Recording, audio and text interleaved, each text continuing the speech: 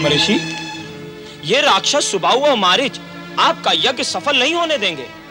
प्रभु, आप उन्हें शाप देकर भस्म क्यों नहीं कर देते? हम जिस यज्ञ का अनुष्ठान कर रहे हैं उसका नियम ही ऐसा है कि हम क्रोध नहीं कर सकते, इसलिए हम श्राप भी नहीं दे सकते। आप तो जानते हैं कि क्रोध का विकार मन में आते ही आत्मा की शुद्धि भस्म हो जाती है।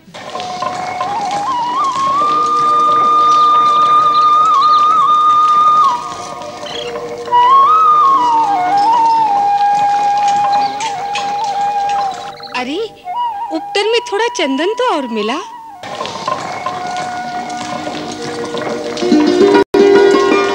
कितना चंदन माँ? ओहो, तो चुप रहना। राजकुमारों का शरीर फूलों की तरह कोमल होना चाहिए। हमारे गुरुदेव कहते थे क्षत्रिय राजकुमारों का शरीर वज्र की तरह होना चाहिए, जिससे टकराकर शत्रु की तलवारें कुंठ हो जाएं। सो तो मैं देख ही रही हूँ। गुरुदेव ने पत्थर की ही तरह बनाकर भेजा है। उन्होंने ये नहीं सोचा कि जीवन केवल युद्ध ही युद्ध नहीं होता, उसमें प्रेम और श्रृंगार परम आवश्यक है। श्रृंगार? हाँ, गुरुदेव भला इन बातों को क्या समझेंगे? वो क्या जाने कि जब हमारे राजकुमार किसी दूसरे राज्य में जाएंगे तो वहां की राजकुमारियां हमारे राजकुमार को देखकर भला क्या कहेंगी? वो तो यही कहेंगी कि अयोध्या के राजकुमारों को प्रेम और श्रृंगार की विद्या आती ही नहीं, वो तो सिर्फ योद्धा बने मटकते फिरते हैं। उन्हें सुंदरता से तो कोई लगाव ही नहीं। पर माँ, हमारे गुरुदेव कहते थे पुरुष की असली सुंदरता उसकी वीरता में है। वीर पुरुषों के सहारे संसार के सभी प्राणी सुख और शांति से रह सकते हैं। किंतु लक्ष्मण, जिस वीरता में भावना की कोमलता ना हो वो सुंदर नहीं हो सकता। श्रृंगार रस के बिना जीवन रसहीन और सूना हो जाता है, और जिसका अपना जीवन सूना हो वो भला संसार को क्या सुख और क्या शांति दे सकता है?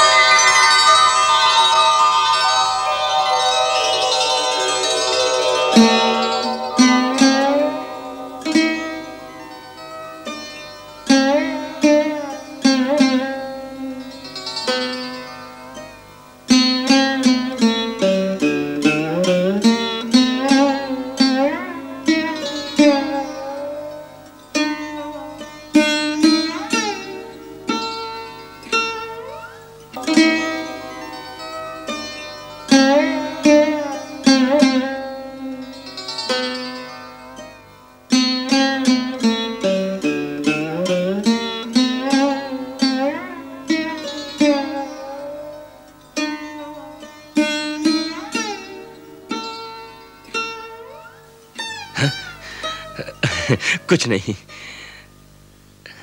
राम को देखने आया था। उसे देखे बिना नींद नहीं आती। जगा दूं? नहीं नहीं, केवल देखना ही था।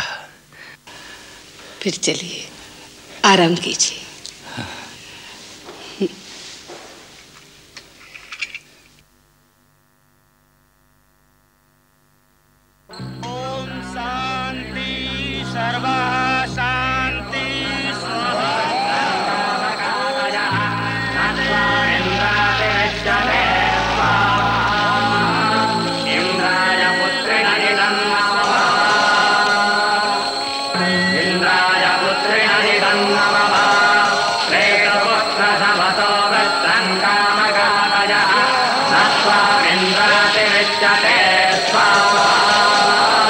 इंद्राय पुत्रेण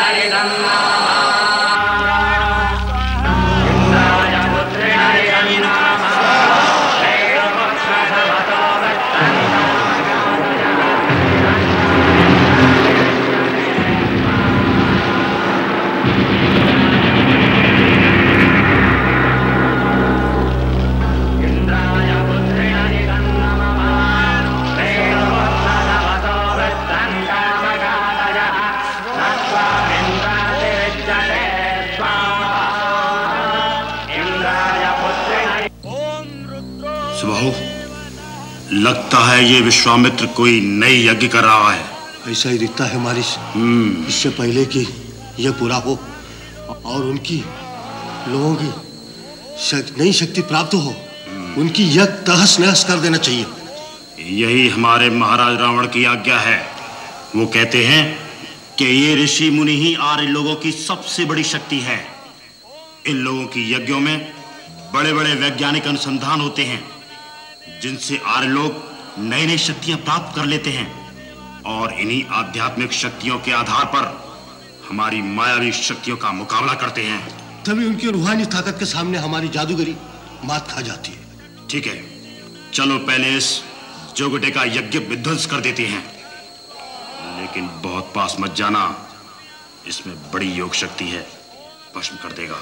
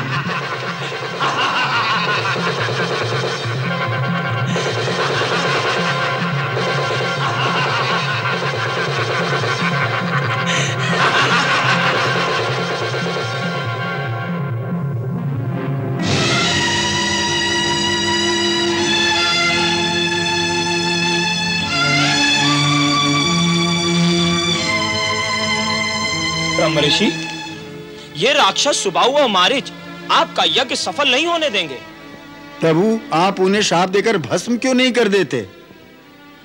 हम जिस यज्ञ का अनुष्ठान कर रहे हैं उसका नियम ही ऐसा है कि हम क्रोध नहीं कर सकते, इसलिए हम श्राप भी नहीं दे सकते। आप तो जानते हैं कि क्रोध का विकार मन में आते ही आत्मा की शुद्धि भस्म हो जाती है। तो क्या मुनिवर, असुरों का अनाचार इसी तरह बढ़ता रहेगा और हम जन कल्याण के लिए कोई भी प्रयोग, कोई भी अनुष्ठान नहीं कर सकेंगे? निराश न हो, उपाय हमने सोच लिया है।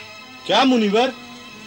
हम आज ही महाराज दशरथ के पास जाएंगे और उनसे सहायता मांगेंगे, क्योंकि धर्म और विज्ञान की साधना करने वालों की रक्षा करना राजा का ही धर्म है।